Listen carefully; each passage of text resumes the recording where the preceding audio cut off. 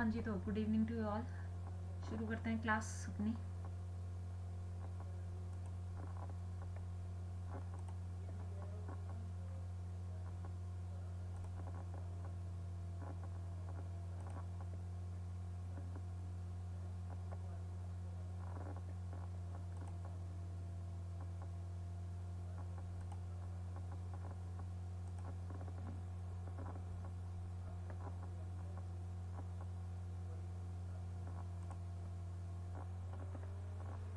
तो कहाँ पे थे हम? Thermodynamics.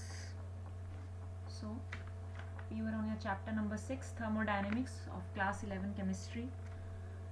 Thermodynamics, as I had already stated, it states a relation, develops a relation between the energy, the energy consideration of the chemical reactions is the main part of thermodynamics.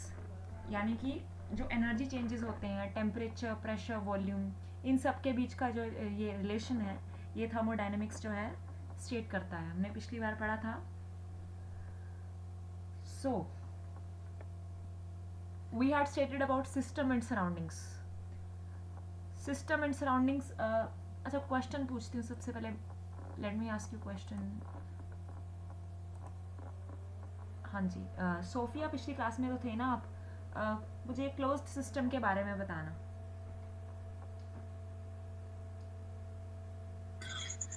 Ma'am, जिसमें energy change होती है। हाँ, energy changes तो close होते हैं ना system chemical reaction में। हाँ, वो ठीक है। और मास चेंज नहीं होता है।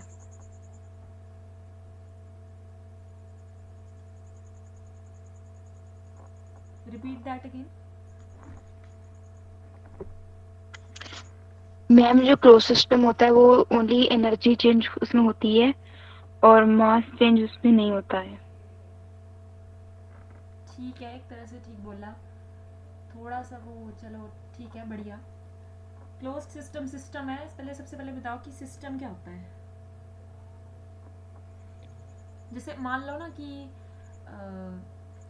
किसी, जिसकी हम स्टडी करते हैं वो। हाँ ठीक है, स्पेसिफिक पार्ट है ना जहाँ पे जिसकी स्टडी कर रहे हैं, जहाँ पे किसी स्पेसिफिक केमिकल रिएक्शन हो रहा है, और उसके आसपास क्या है?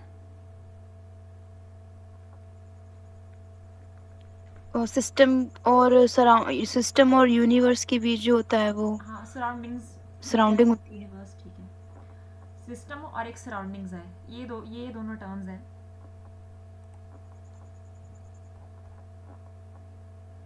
एक है सिस्टम। सिस्टम है जहाँ पे हम जो मेन हमारा कंसर्न है, जहाँ पे हम मेनली फोकस कर रहे हैं, सिस्टम जहाँ पे केमिकल रिएक्शन हो रहा है, उसके आसपास जो भी है वो सराउंडिंग्स है। 3 तरह के सिस्टम है। ये मैं जिससे पूछूंगी वही बताएगा। 3 तरह के सिस्टम है। क्या क्या नाम है? अनुष्का, आप तो थे पिछली क्लास में। 3 तरह के सिस्टम्स का नाम बताना। ओपन सिस्टम, क्लोज सिस्टम और आइसोलेटेड सिस्टम। हाँ ठीक है, बढ़िया, शाबाश। ये न्यू स्टूडेंट है ना, ये आई गुड़िया गुड़िया यादव। Yes ma'am. हाँ जी बच्चे, ओपन सिस्टम के बारे में बताना।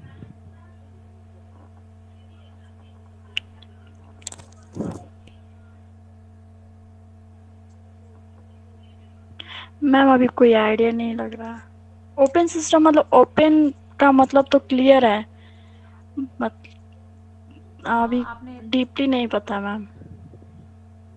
ओपन सिस्टम वो है सिस्टम जिसमें केमिकल रिएक्शन होगा जो हम स्टडी कर रहे हैं, तो वो अपनी सराउंडिंग्स के यस। साथ जो है मास भी चेंज कर सकता है और एनर्जी भी एक्सचेंज कर सकता है। ओपन सिस्टम, क्लोज सिस्टम और आइसोलेटेड सिस्टम, ओके मैम। ये है आपकी स्क्रीन पे दिख रहे हैं। ठीक है, फिर on the basis of composition of the, जो हम स्टडी कर रहे हैं सिस्टम की, उसके बेसिस पे है एक होमोजीनियस सिस्टम और एक हेट्रोजीनियस सिस्टम। ये वेल एंड गुड आप एक्सप्लेन कर देंगे, आसान है। फिर आया इंटेंसिव एंड एक्सटेंसिव प्रॉपर्टीज। कोई इंटेंसिव प्रॉपर्टी का मुझे नाम बताना। ये सोफिया।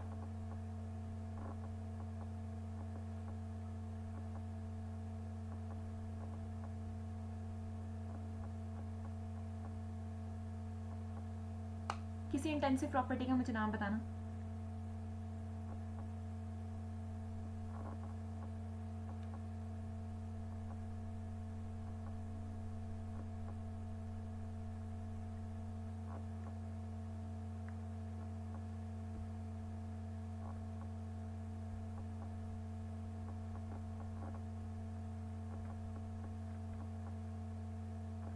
ठीक है, कोई और बता देगा? मुस्कान आप बता दो इंटेंसिव प्रॉपर्टी कोई।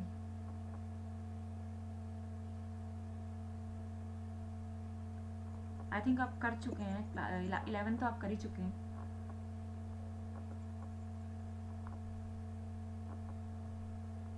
अच्छा, आइसोथर्मल प्रोसेस क्या है?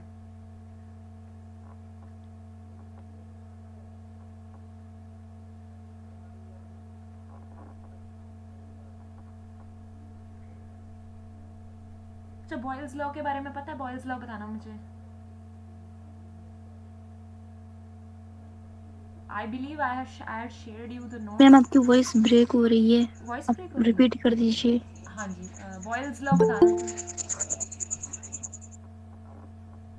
हाँ बढ़िया, शाबाश, बोलो।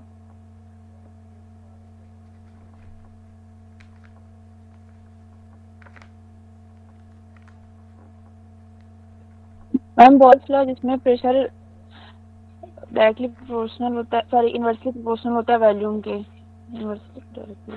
हाँ ठीक है, पर और आधी चलो ठीक है बता दिया, 75% यू टोल्ड। बाकी का क्या क्या चीज़ कांस्टेंट रहती है? Ma'am temperature. हाँ, टेम्परेचर कांस्टेंट होता है तो क्या कहते हैं उस रिएक्शन को? वो प्रोसेस क्या, कौन सा? Isothermal process. हाँ ठीक है, शाबाश, वेरी गुड। आइसोथर्मल प्रोसेस है। टेम्परेचर जब चेंज नहीं हो रहा है, कांस्टेंट रह रहा है, तो उसे आइसोथर्मल प्रोसेस कहेंगे। ठीक है, बढ़िया।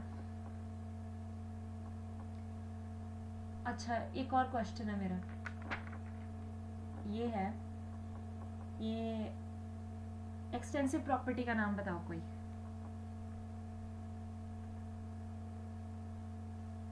हीट। मास, वॉल्यूम, मोल। ठीक है। स्टेट फंक्शन क्या होते हैं?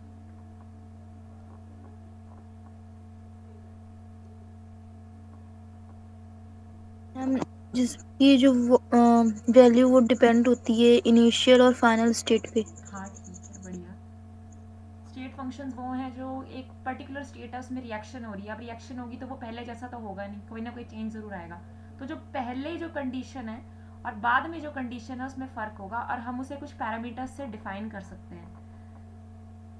ये पैरामीटर्स होंगे जैसे आपका प्रेशर हो गया, वॉल्यूम चेंज होगी, प्रेशर चेंज होगा, एंथैल्पी चेंज होगी, एंथैल्पी मतलब energy, heat, free energy, temperature, internal energy change होगी उसकी, एंट्रोपी चेंज होगी, नंबर ऑफ मोल्स चेंज होंगे।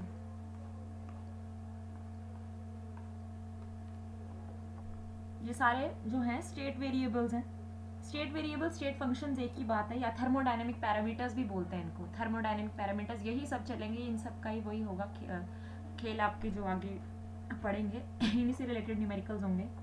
These all variables are all listed on your screen, और physical quantities, और इनकी जो वैल्यू है डिपेंड करती है इनिशियल स्टेट और final state of the system पे।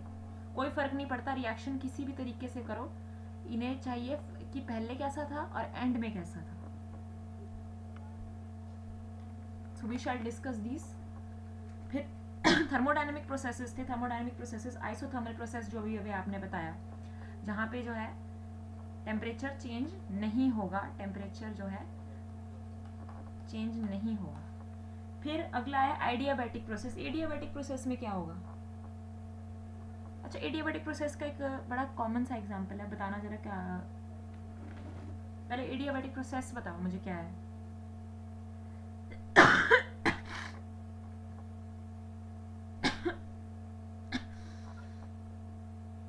हम एडियाबैटिक सिस्टम में जहाँ पर हीट का ट्रांसफर नहीं होता है सिस्टम से, मतलब सराउंडिंग से। हाँ ठीक है, हीट का ट्रांसफर नहीं होगा, ठीक है, बढ़िया। फिर इसका एक एग्जांपल बता सकते हो, प्रैक्टिकल एग्जांपल रियल लाइफ का।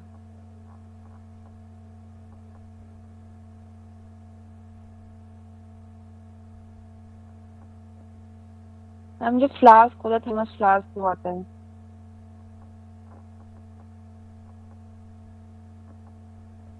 हाँ ठीक है, बढ़िया, शाबाश।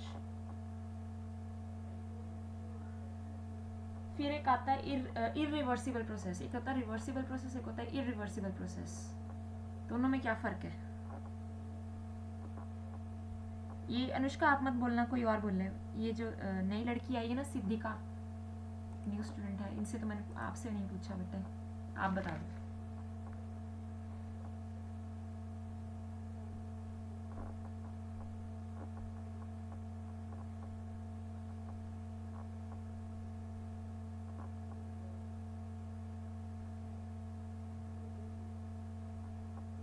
हाँ जी, सिद्धिका, सिद्धिका भंडारे नाम है ना आपका बेटा। माइक ऑन करो और बताओ। चलो रिवर्सिबल प्रोसेस के बारे में बताओ।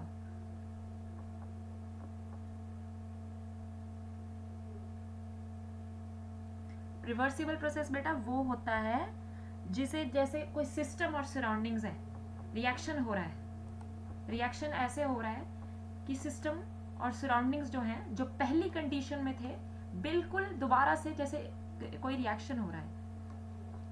सिस्टम जो है उसकी पहली जो स्टेट थी वो अब एक नई स्टेट में पहुंचेगा, कोई फर्क नहीं पड़ता किसी भी तरीके से पहुंचे।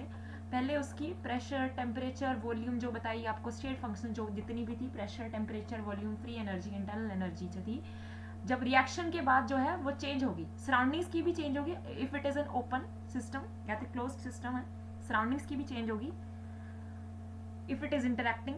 तो सिस्टम और सराउंडिंग्स जो है रिएक्शन होने के बाद स्टेट जब रिएक्शन हो जाएगा तो इनिशियल स्टेट और फाइनल स्टेट में जो है वो फर्क होगा। यहाँ पे कोई और स्टेट फंक्शंस होंगे, यहाँ पे बी एंड में, फाइनल में कोई और होगा। अब रिवर्सिबल और इरिवर्सिबल के बीच में ये फर्क है। रिवर्सिबल होता है कि बी से ए में बिल्कुल जैसे ए है, बिल्कुल अपनी इनिशियल स्टेट में वापस चला जाए, एग्जैक्टली सेम, कि सराउंडिंग्स भी सेम हो जाए, सिस्टम भी सेम हो जाए। हालांकि this is practically impossible, this is practically impossible, क्योंकि एक बार रिएक्शन होता है ना आगे, तो उसको जैसा का तैसा पहले में कन्वर्ट करना बिल्कुल वैसा ही जैसे एग्जैक्टली, इट इज इम्पॉसिबल। इसीलिए प्रैक्टिकली इम्पॉसिबल है रिवर्सिबल रिएक्शंस।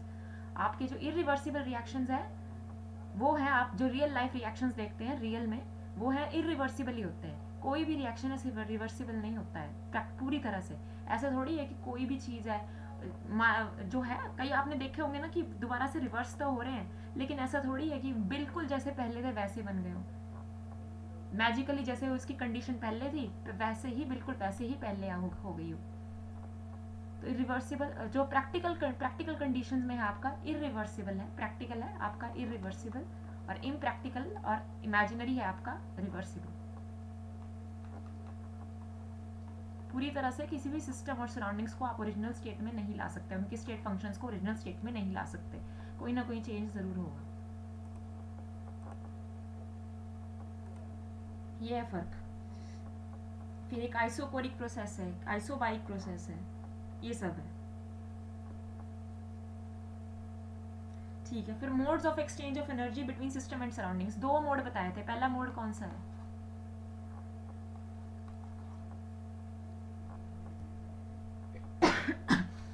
अच्छा,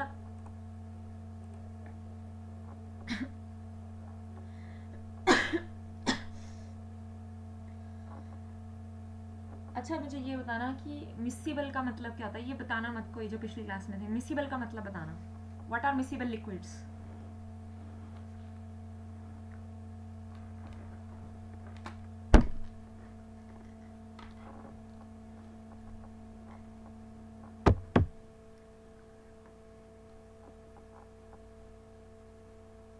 मिसिबल लिक्विड्स के कोई एग्जांपल बताओ मुझे। पहला यही क्वेश्चन है कि मेरा मिसिबल लिक्विड्स क्या होते हैं।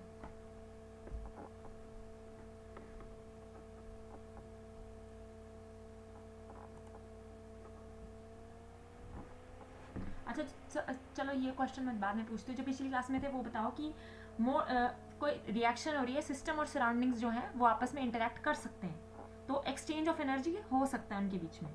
तो बताओ किस फॉर्म में जो है एनर्जी जो है, किन दो फॉर्म्स में जो है एक्सचेंज होगी। पहला क्या था, पिछली बार क्या बताया था?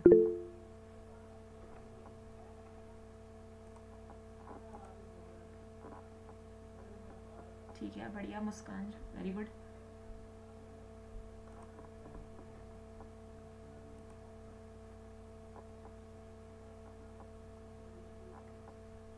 दो बताई थी ये सोफिया, बताना जरा दो जो हैं, आप पिछली क्लास में तो थे।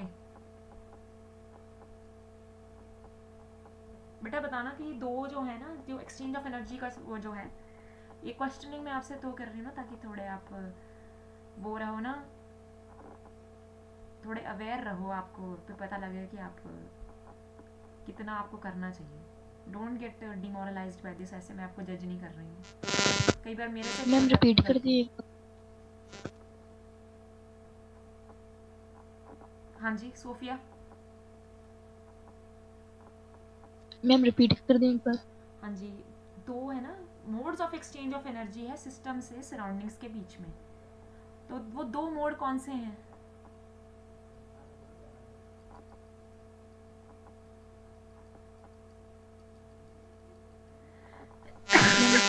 काइनेटिक एनर्जी और फ्री एनर्जी।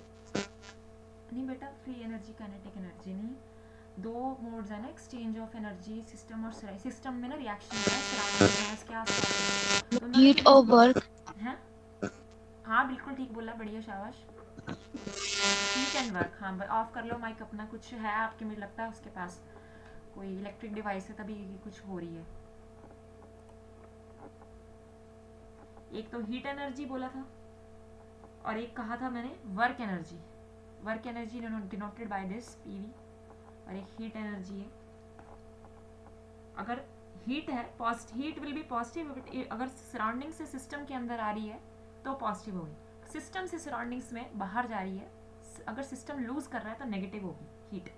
फिर एक वर्क एनर्जी है, वर्क भी एक another mode of exchange of energy है सिस्टम और सराउंडिंग्स के बीच में। नेक्स्ट टाइम मैं आपको पीडीएफ दिखाऊंगी, थोड़ा आपके लिए थोड़ा मुश्किल हो रहा है मुझे पता है नो। वर्क, तो वर्क पिछली बार हीट एनर्जी का जैसे मैंने एक्सप्लेन कर दिया था, एनर्जी जो है एक्सचेंज की जा सकती है in case the system and surroundings जो है डिफरेंट टेम्परेचर पे होंगे। जो एक्सप्लेन किया था कि पतीले में अगर पानी गर्म करोगे तो पतीला अब गर्म करना छोड़ दोगे, जो गर्म पानी है और जो सराउंडिंग्स है उनके बीच में टेम्परेचर का डिफरेंस होगा। अब जब तक टेम्परेचर दोनों के नॉर्म इक्वली नहीं हो जाते तब तक एक्सचेंज होगा एनर्जी का। यहाँ पे जो है हीट नेगेटिव होगी, क्यों? क्योंकि सिस्टम जो है आपका पतीला जो है ना वहाँ से जो है सराउंडिंग्स में जा रही है, जितनी भी हवा है जो आप आसपास की जितनी सराउंडिंग्स है नीचे वहाँ पे जा रही है। जब तक है तो उसकी सराउंडिंग्स का टेम्परेचर उस पतीले का टेम्परेचर इक्वल नहीं हो जाता, तब तक जो है हीट फ्लो करती है बाहर तक, बाहर जाएगी, नेगेटिव होगी जब तक, और तब तक है तभी देखते हो ना कुछ टाइम के बाद आपका पतीला ठंडा हो जाता है। सिमिलरली कोई रखो आप बॉटल रख दो कोई ठंडे पानी की, कुछ टाइम के बाद वो गर्म हो जाती है, यही यहाँ पे पॉजिटिव होगी, अंदर घुसेगी, ठीक है। वर्क एनर्जी, अब यहाँ पे वर्क की बात होगी। मैम आपकी वॉइस कट रही है बेटा, आपकी वॉइस भी बहुत कट रही है।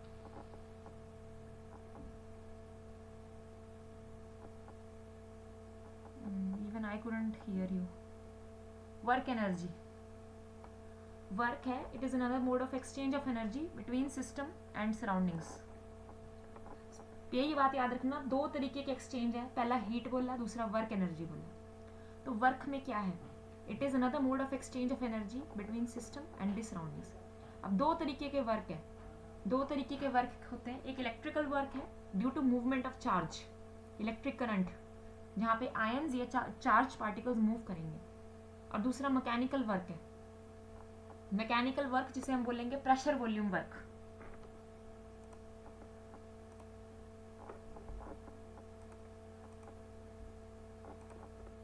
प्रेशर वॉल्यूम वर्क है आपका मैकेनिकल वर्क, जहां से आप मेनली कंसर्न्ड है। ये वो है जो सिस्टम्स है जो रिएक्शन कैरी आउट होगा ना, तो चेंज इन वॉल्यूम होगा, जहाँ पे चेंज इन वॉल्यूम में कुछ ना कुछ चेंज होगा, एक्सपेंशन हो गया, कॉन्ट्रैक्शन होगा, under the influence of external pressure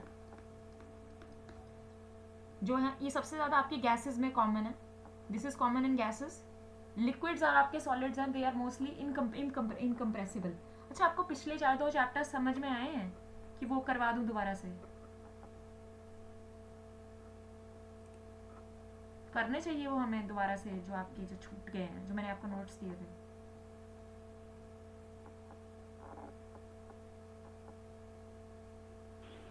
yes ma'am, एक बार रिवाइज करा देंगे तो सही रहेगा। हाँ ठीक है, कर लेंगे, ये वाला चैप्टर खत्म कर ले, फिर वो दोबारा से कर लेंगे। Okay ma'am.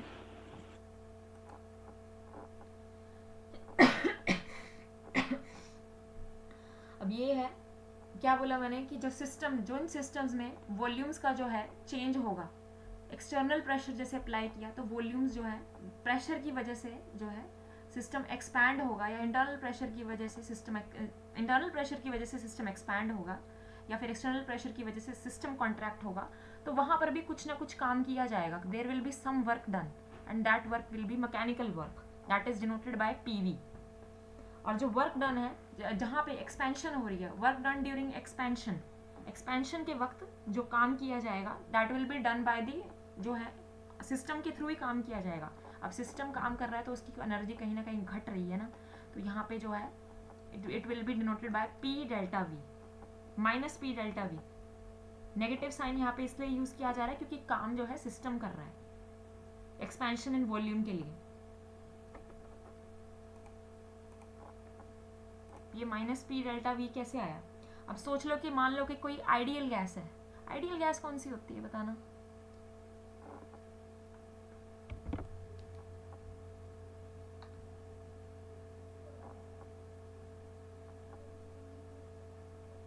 What is an ideal gas? Hypothetical जो होती है। हाँ ठीक है, हाइपोथेटिकल्स होती हैं, बढ़िया। ये कौन से लॉ को फॉलो करती हैं? एक पर्टिकुलर इक्वेशन है बच्चे। मुस्कान और अनुष्का आप मत बताना, बाकी जितने भी हैं वो बताओ।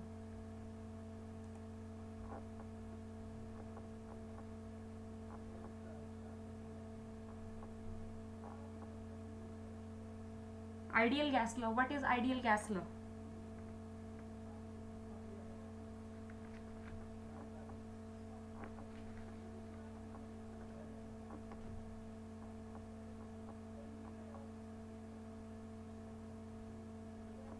आइडियल गैस लॉ क्या होता है? सिद्धिका भंडारे बेटा इस क्वेश्चन का जवाब दो। आइडियल गैस लॉ क्या होता है? ये तो आना चाहिए if you have studied in, अगर आप कभी कॉलेज कर रहे हैं, आपने +1 कर लिया तो ये तो पढ़ा ही होगा। तो सबसे पहले तो आपकी आइडियल गैस एक इमेजिनरी गैस होती है। कोई भी गैस है, जैसे कोई भी इंसान है परफेक्ट नहीं होता, कोई भी गैस, सिमिलरली गैसेस के लिए भी रूल अप्लाई होता है, कोई भी गैस है परफेक्ट नहीं होती। इमेजिनरी गैस है, it is composed of a set of randomly moving particles जो कि आपस में एक दूसरे के साथ इंटरैक्ट नहीं करते,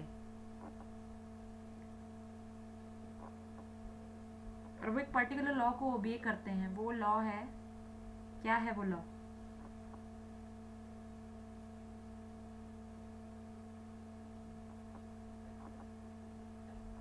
ideal gas,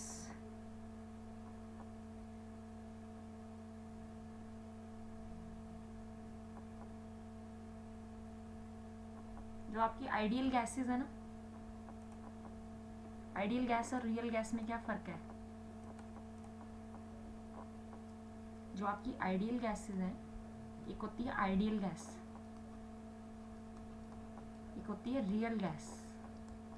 definitely ideal gases imaginary है, real gases practical real life में।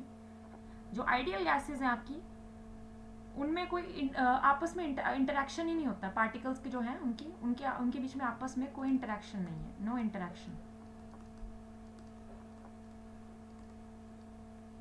लेकिन यहाँ पे रियल गैसेस में there is interaction, there is an interaction.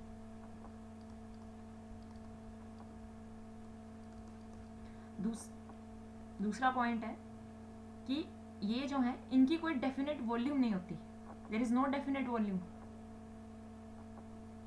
Ideal gases जो हैं उनकी कोई डेफिनेट वॉल्यूम नहीं होती, लेकिन रियल गैसेस हैं उनकी डेफिनेट वॉल्यूम होती है।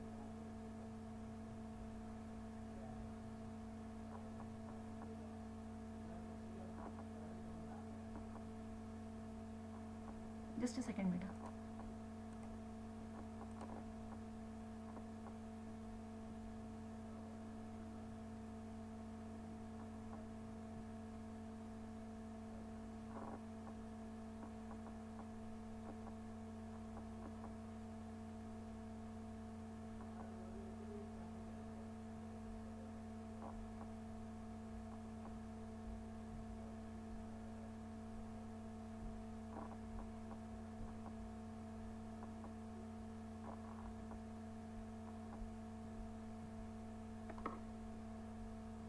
हाँ तब तक सोचो कि कौन सी रियल गैस इक्वेशन क्या है, आइडियल गैस इक्वेशन है। चलो रियल गैस इक्वेशन छोड़ो, आइडियल गैस इक्वेशन के बारे में मुझे बताओ।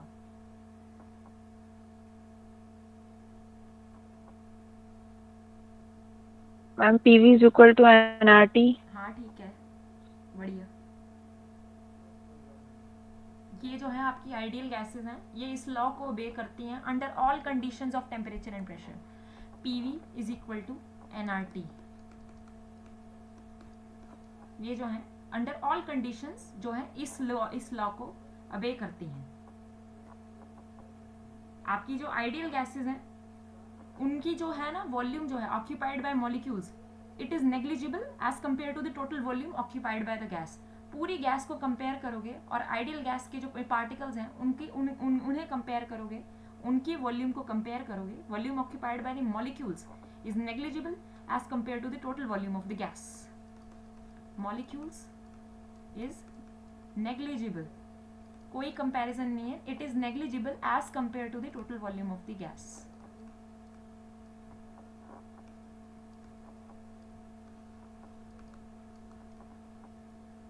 जबकि वॉल्यूम जो है occupied by real gas molecules वो नेग्लिजिबल नहीं है।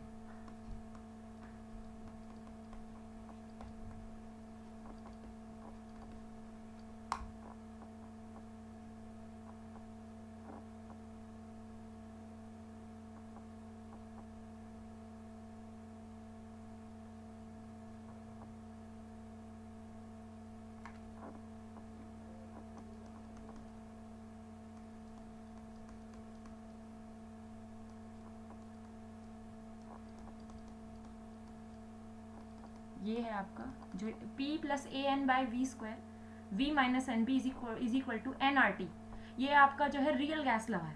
अब ये A है ना, ये अट्रैक्शन कॉफिशिएंट कहलाता है, यानी कि यहाँ पे बोल रहा है ना कि आइडियल गैस लॉ बोल रहा है कि जो पार्टिकल्स हैं गैस के, वो आइडियल गैस के वो आपस में इंटरेक्ट नहीं करते। बट रियल गैसेस में ऐसा कुछ नहीं होता, आपस में देयर इज एन इंटरेक्शन। वहाँ पे इंटरमोलिकुलर एक उनके बीच में इंटरेक्शन है। अब उसको डिनोट करने के लिए ये फैक्टर जो है, इस फैक्टर A को लाया गया है। अब ये B है, वॉल्यूम कॉफिशिएंट है। ये वाला जो है काइनेटिक मोलिकुलर थ्योरी, अगर हम अगली बार पढ़ेंगे तो हम इसको डिस्कस करेंगे, अगर आपने पढ़ा होगा। जब ये कहता है कि वॉल्यूम जो है occupied by the molecules of gas is negligible as compare to the total volume, लेकिन ऐसा रियल गैसेस में नहीं होता। It is not negligible, it has to be considered. तो ये उसके लिए फैक्टर है V minus NB।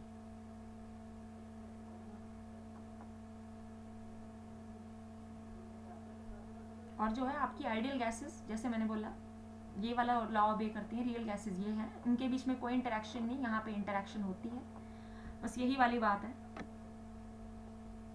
Wander Waals equation भी बोलते हैं इसको, van der Waals equation, P plus AN by V square, V minus NB is equal to nRT। चलो ये तो गैस वाले स्टेट्स ऑफ मैटर वाले चैप्टर की बात हो गई।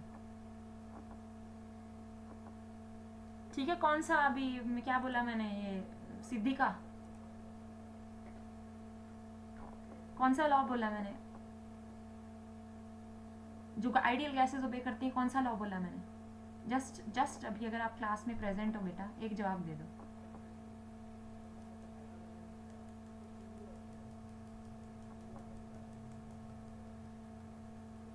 कल मैं ज़्यादा क्वेश्चन नहीं करूँगी आपसे, बिकॉज आई थिंक क्लास में टाइम बड़ा वो होता है।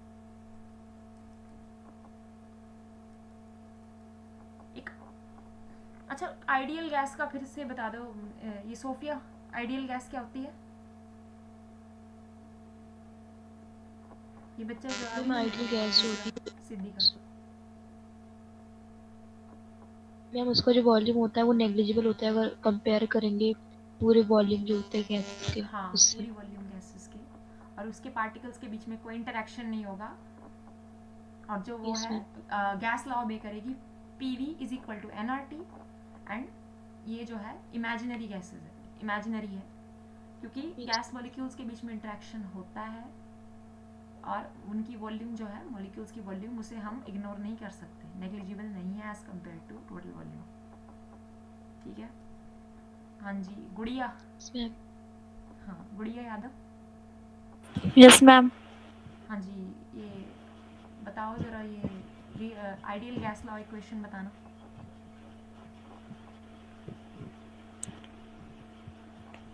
Ma'am van der Waals law equation. नहीं, वैन डर वाल्स तो वो रियल वाली गैस इक्वेशन हो गई ना, वैन डर वाल्स इक्वेशन दूसरी हो गई।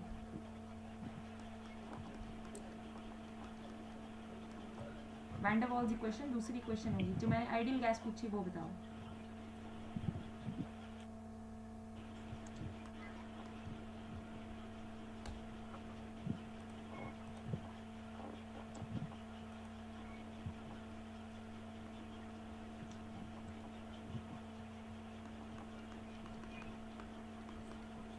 आपकी आइडियल गैसेस ये रहा वे करती हैं, बट ये है n² by v², v minus nb is equal to nr into temperature. और टेम्परेचर इज इन केल्विन। ये जो है वैल्यू a और b की वैल्यू डिपेंड करती है आप कौन सी गैस ले रहे हो।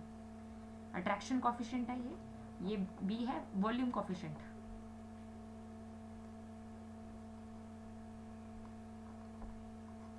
ये आपकी रियल गैसेस ओबे कर रही है, आइडियल गैसेस ओबे कर रही हैं। ठीक है, ये हो गया आपका ideal gas versus real gas, हो गई बात इस खत्म। क्या बोला मैंने? सबसे पहले वर्क डन ड्यूरिंग एक्सपेंशन। क्या था expansion? Work done during expansion minus P delta V. Minus क्यों आया यहाँ पे? माइनस क्यों आया यहाँ पे?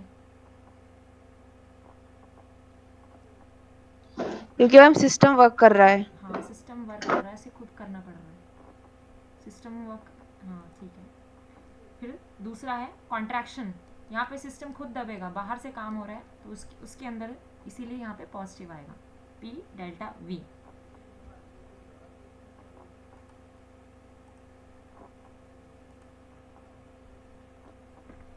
अब ये एक्सपेंशन के लिए माइनस P डेल्टा V क्यों है?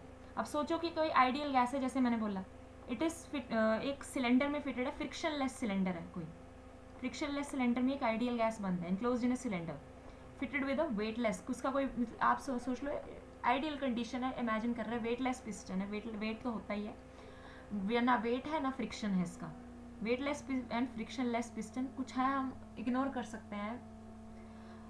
Having an area of cross section, अब इसका एरिया ऑफ क्रॉस सेक्शन है, मान लो area of cross section A है इस पिस्टन का, यानी कि सिलेंडर का क्रॉस सेक्शन है ए। अब V है, let V be the volume of the gas enclosed, volume of gas enclosed.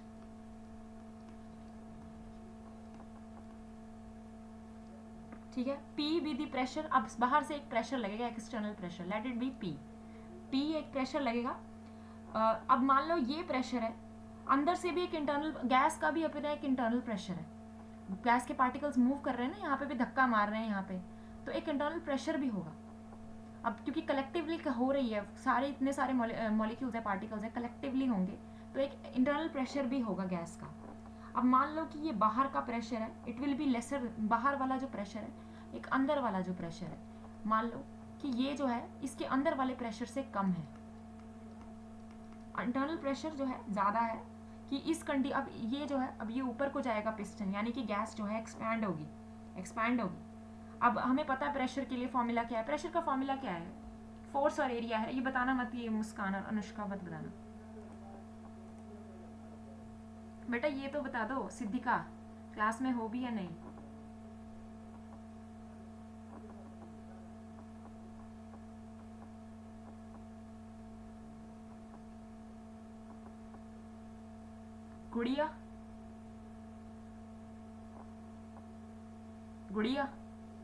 गुड़िया यादव, फिजिक्स पढ़ते हो ना, फिर फोर्स का मुझे बताना प्रेशर और फोर्स और एरिया के बीच में क्या रिलेशन है।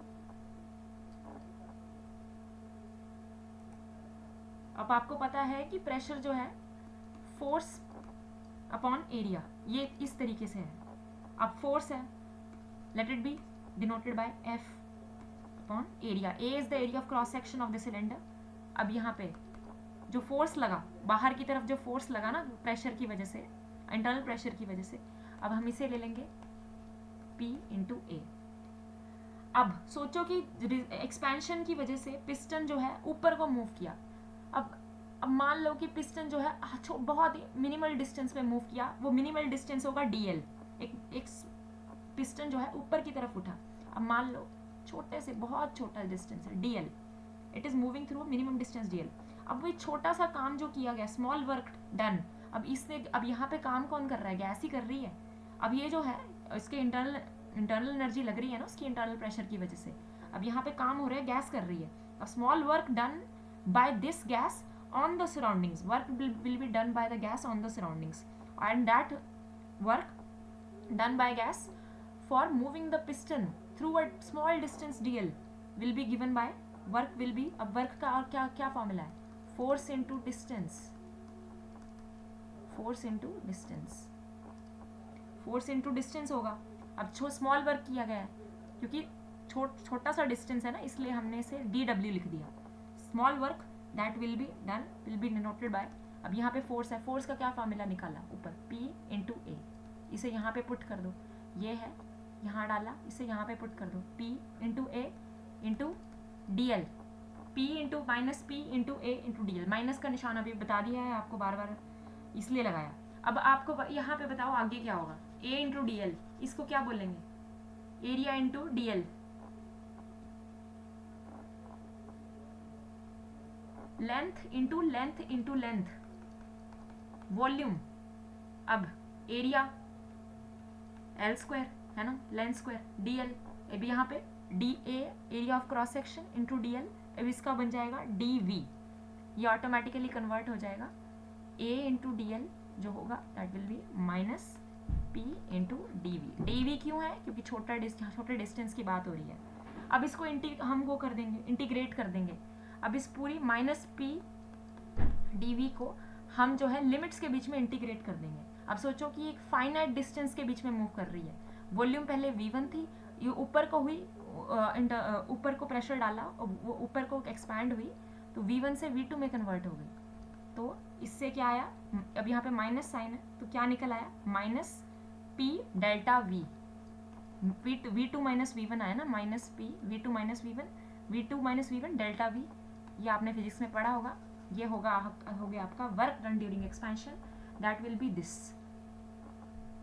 Work done during expansion minus p delta v on moving from v1 distance v1 to v2।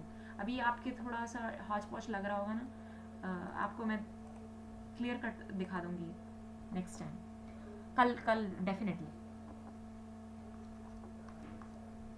अब कॉन्ट्रैक्शन का क्या, और कॉन्ट्रैक्शन वही उल्टा, एक्सपेंशन में minus p delta v, contraction में उल्टा p delta v, there will be no negative sign क्योंकि सिस्टम के ऊपर ही काम किया जा रहा है। अब आयुपेक कन्वेंशंस के हिसाब से, लेकिन आयुपेक कन्वेंशंस के हिसाब से जो सिस्टम काम कर रहा है, work done by the system in expansion is negative, हाँ सही है, और work done on the system in contraction is positive according to IUPAC convention, ये याद रखना। अब एक दूसरी चीज करेंगे, work done in isothermal and reversible expansion of an ideal gas. अब रिवर्सिबल एक्सपेंशन है, अब यहाँ पे रिवर्सिबल का फिर से बताना मुझे, क्वेश्चन ही क्वेश्चन हो रहे हैं आज तो। एक लड़की ने क्लास लीव कर दी, कोई बात नहीं, क्वेश्चनिंग बहुत हो रही है आज तो। रिवर्सिबल के बारे में बताना मुझे, ये अनुष्का, और ये आप मत बोलना, गुड़िया। रिवर्सिबल प्रोसेस कौन से होते हैं, मैंने अभी क्लास की शुरुआत में आपको बताया था, सिस्टम और सराउंडिंग्स के कंटेक्स्ट में बताओ।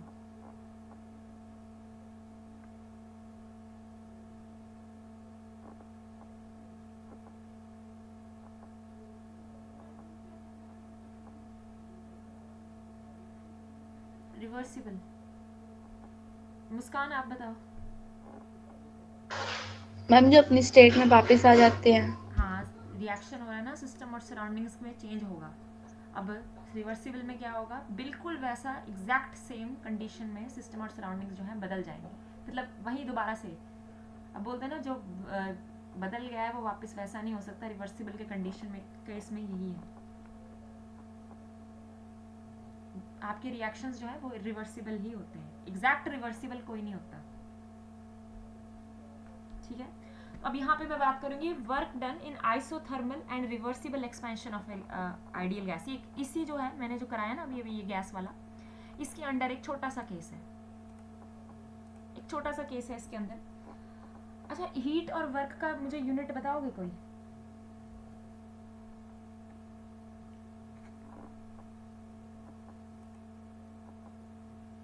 Units of heat and work.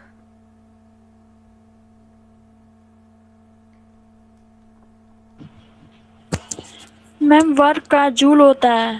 हाँ ठीक है, हीट का?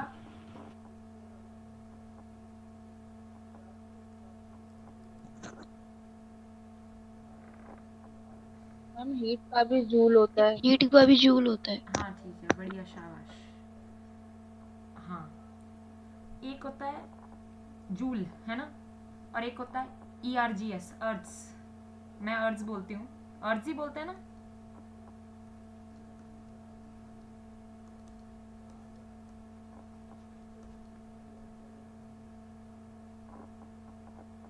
fill in the blank.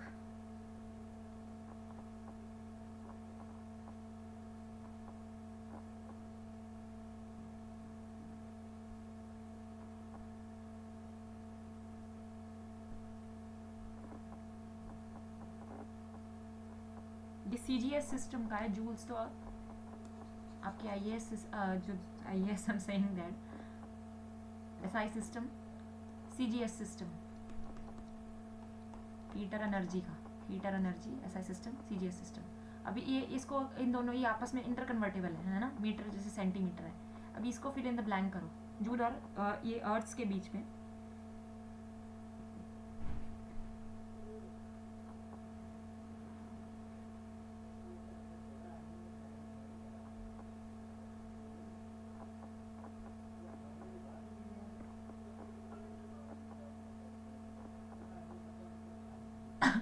अच्छा, कैलोरी और जूल्स के बीच में ये फिल इन द ब्लैंक करोगे?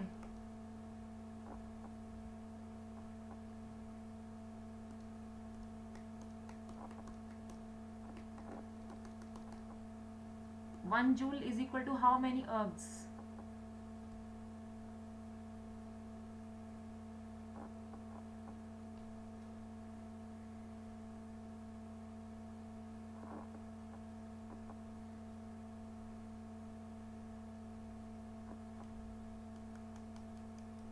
एनर्जी वर्क हीट इनका ही यूनिट है, एनर्जी वर्क हीट के यूनिट हैं ये सारे।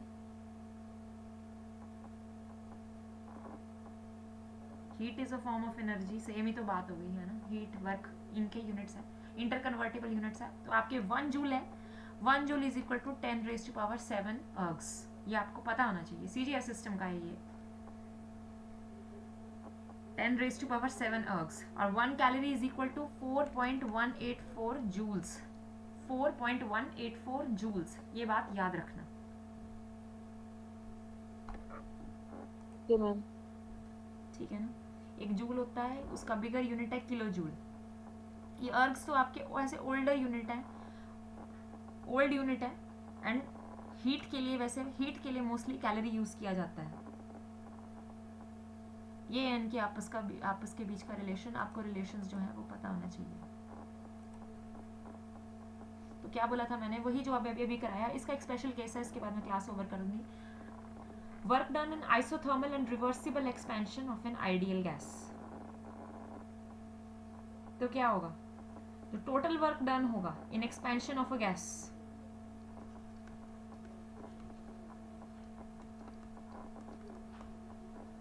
आइसोथर्मल मतलब कांस्टेंट टेम्परेचर, टेम्परेचर कांस्टेंट कर दिया। अभी जो हमने जो एक्सपेंशन किया ना, एक्सपेंशन की गैस की, अब यहाँ पे हम गैस जो इनक्लोज करेंगे, आइडियल, हाँ आइडियल गैस ही इनक्लोज करी थी, पिछली बार भी आइडियल गैस ही इनक्लोज करी थी, अभी भी वही करेंगे।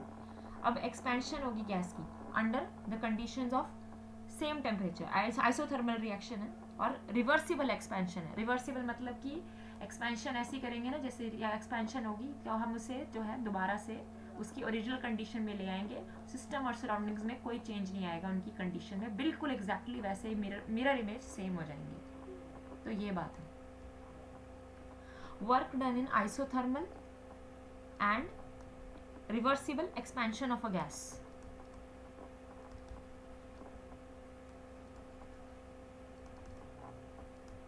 Of an ideal gas. इसके लिए एक इक्वेशन है, वो आपको याद होनी चाहिए.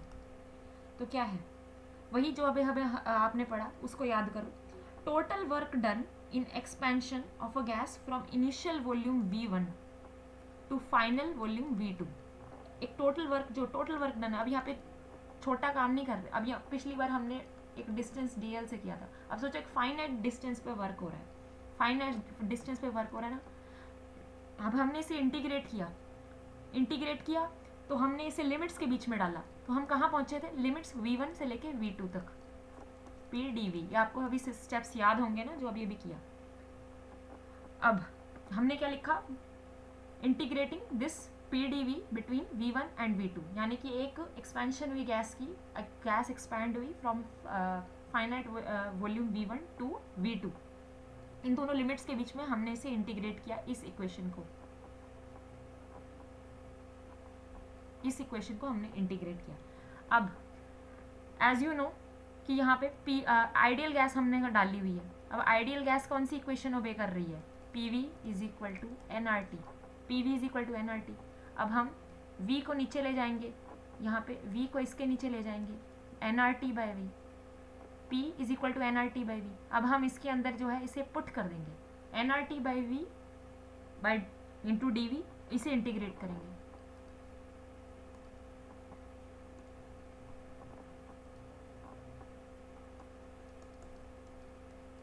हमने जो है इसे इंटीग्रेट कर दिया. एक्सपेंशन वाले केस की बात कर रहे हैं यहाँ पर. हमने जो है इसे जो है इंटीग्रेट किया और यहाँ पे हमने आइडियल गैस इक्वेशन डाली, क्योंकि यहाँ पे आइडियल गैस जो हमने इनक्लोज की NRT बाई V. तो हमने इसे यहाँ पे पुट कर दिया. तो आगे क्या हुआ,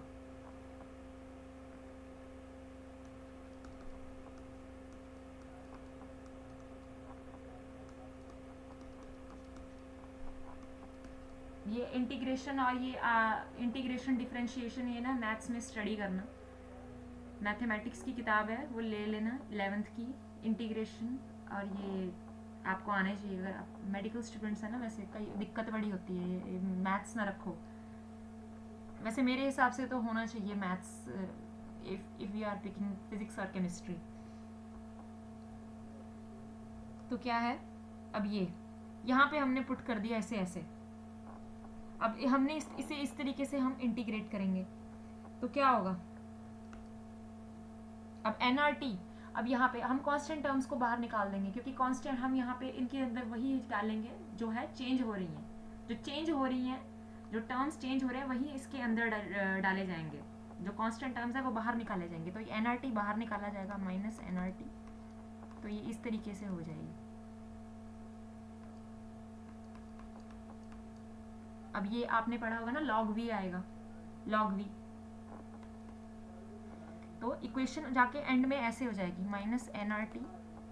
at the end the result will be like this.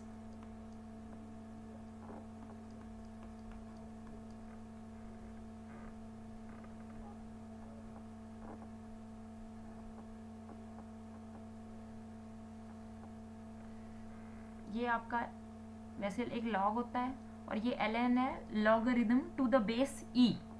Logarithm to the common logarithm भी बोलेंगे, नेचुरल. ये है. आपने क्या करना है, पहले डिफरेंशिएशन इंटीग्रेशन के बारे में आपको जो है ना पता होना चाहिए. तभी फिजिकल केमिस्ट्री में तभी बहुत वो होता है, आसान हो जाती है आपकी. सबसे पहले मैं आपको यही बोलूँगी, आप इंटीग्रेशन और वो पढ़ के आना. इंटीग्रेशन और अपनी वो डिफरेंशिएशन पक्की करो, उसके बारे में पता है, तब ये आपके लिए आसानी होगी. क्योंकि 1/v है, उसका log ही आएगा. It will be like this, natural logarithm V2 by V1. और नेचुरल लॉगरिदम जो है ना आपका, natural logarithm that will be equal to कोई भी होगा 2.303 log ln x. That will be 2.303 log x. तो यहाँ पर क्या आ जाएगा आपकी इक्वेशन जो है फाइनली कन्वर्ट हो जाएगी. क्या आया था आपका, 2.303 NRT log V2 by V1. ये होगा आपका work done during isothermal and reversible expansion of an ideal gas, ये होगा आपका, ये इक्वेशन होगी आपकी, ये याद रखनी है आपने, -2.303 nRT log V2 by V1। अब आपको बॉयल्स लॉ पता है, बॉयल्स लॉ है ना, आइसोथर्मल, अब आइसोथर्मल एक्सपेंशन हो रही है यहाँ पे, आइसोथर्मल मतलब कि टेम्परेचर में कोई चेंज नहीं होगा, टेम्परेचर कांस्टेंट है आपका। अब टेम्परेचर कांस्टेंट है according to Boyle's law, volume is inversely proportional to pressure, यानी कि V1 by V2 is equal to P2 by P1। तो यहाँ पे इसकी जगह आप P1 by P2 डाल दो, वो भी सही होगा। -2.303 nRT, यहाँ पे आप इसे इसकी जगह ये डाल दो, -2.303 nRT log P1 by P2 आएगा यहाँ पे, यहाँ V2 by V1 है ना, तो उल्टा हो जाएगा P1 by P2, और आप इसे इसका नेगेटिव साइन हटा देंगे तो वो है रिवर्स में आ जाएगा, जैसे कि यहाँ पे -2.303 nRT log V2 by V1। अब यहाँ पे आप इस ये हटा देंगे तो ये V1 जो है ऊपर आ जाएगा, V2 जो है नीचे आ जाएगा। ये मैथमेटिक्स के बेसिस हैं, बस ये आपने क्वेश्चन याद रखनी है। Work done during isothermal and reversible expansion of gas -2.303 nRT log V2 by V1, otherwise negative sign हटा दो, 2.303 nRT log V1 by V2, इसकी जगह आप P1 by P2 भी पुट कर सकते हैं, P2 by P1 आपका बॉयल्स लॉ है ना, उसके हिसाब से। बाकी हीट और वर्क का मैंने आपको यूनिट बता दिया। अभी की क्लास ओवर करते हैं, थैंक यू सो मच। कल मैं आपसे ज़्यादा क्वेश्चन नहीं करूँगी, सॉरी फॉर दैट आज के लिए। Thank you so much, you can leave now, good night.